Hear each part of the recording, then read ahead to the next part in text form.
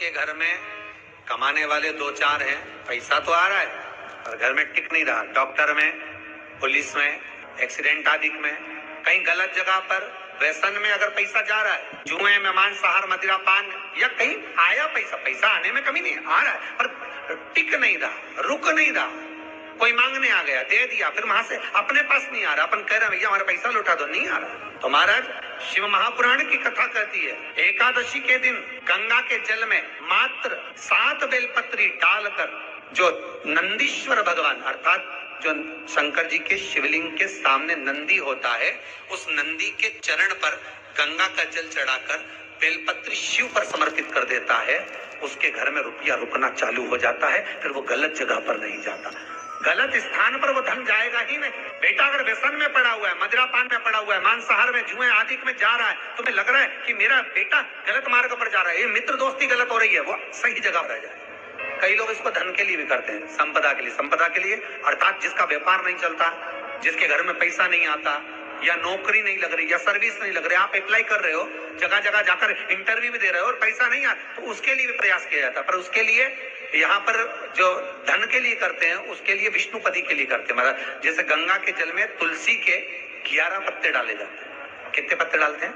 11 तुलसी के पत्ते डालते हैं, और उसको किसी भी नारायण के मंदिर में, राम कृष्ण शिव शंकर नहीं, राम कृष्ण भगवान विष्णु दत्त आदि जितने नारायण के मंदिर हैं, उस मंदिर में किसी भी पात्र में, एक छोटे से पात्र में उसको भरकर रखी जाते हैं महाराज, उससे भी जॉब, सर्विस, नौकरी में सफलता प्राप्त हो जाती है। परंतु वो भी एकादशी को ही होता है। कुछ देर तक पात्र को रखा जाता है, फिर वही पात्र का जल किसी भी वृक्ष के नीचे डाल दिया जाता है, उससे भी नौकरी के लिए फायदा मिलता है। शमी की पत्ती, शमी वृक्ष का जो महत्व पहले कहा है, शमी वृक्ष की पत्तियां अदालत में या कानूनी कोई प्रोसेस के अंतर्गत कानूनी कोई कार्रवाई हो गई है या कोई अटका है काम, तो शमी की पत्तियों को एकादशी के दिन 5 जगह पर चढ़ाया जाता है उस कार्य को निपटाने।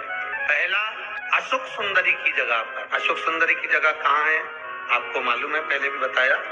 जैसे ये शिवलिंग है, ये जलाधारी गोल, उसके सामने ये चरण, बीच में जो एक मोटी सी लाइन होती है वो अशोक सुंदरी की जगह है। तो अशोक सुंदरी की जगह पर शमी पत्र को चढ़ाया जाता है। अब शमी पत्र अशोक सुंदरी की जगह पर एक स्थान, दूसरा शिवलिंग के ऊपर, तीसरा जहां शिवलिंग रखा है, जहां शंकर का शिवलिंग रखा है उस कटी भाग पर शमी पत्र को चढ़ाया जाता है। चौथा, नंदी का जो चरण उभरा उठा हुआ दिखे वहां शमी पत्र चढ़ाया जाता है।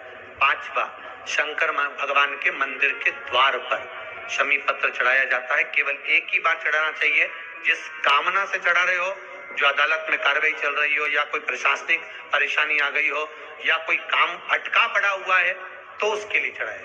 5 स्थान है, 5 स्थान की शमी पत्र को आप 5 चढ़ाएंगे, आपकी प्रशासनिक जो व्यवस्थाएं वो सुचारू हो जाएगी, वापिस कोई तकलीफ नहीं आएगी। शमी पत्र की मांग। एक बेलपत्र, जब कभी लगे आपके जीवन में कि मेरे कष्ट का जीवन चल रहा है, कष्ट का, एक बेलपत्र अशोक सुंदरी वाली जगह पर इस डंडी का मुख शिवलिंग की ओर हो। किस ओर हो? बोलते जाओ जरा जल्दी जल्दी।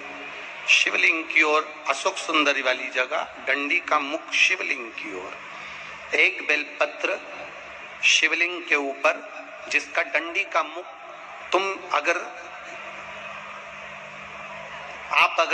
ये शिवलिंग है, आप यहां बैठे हो, तो आपके साइड डंडी का मुख नहीं होना चाहिए, डंडी का मुख विपरीत दिशा में, आपसे पीछे।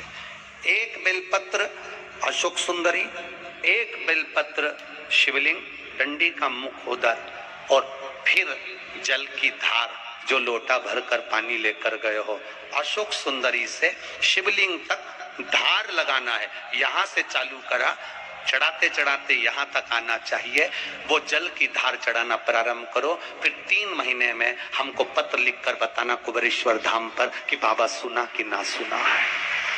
एक एक बेलपत्री का नियम है, एक एक बेलपत्र चढ़ाने का नियम है, दुर्वा चढ़ाने का नियम है, धतूरा चढ़ाने का नियम है, भगवान को शमी का पत्र चढ़ाने का नियम है, शंकर भगवान को रिझाने का नियम है। शिव तत्व को कैसे रिझाया जाए, शंकर का अनुमोदन कैसे करा जाए, मेरे ओघड़दानी को कैसे मनाया जाए, उसका नियम हमारे यहाँ शिव महापुराण में वर्णित किया गया।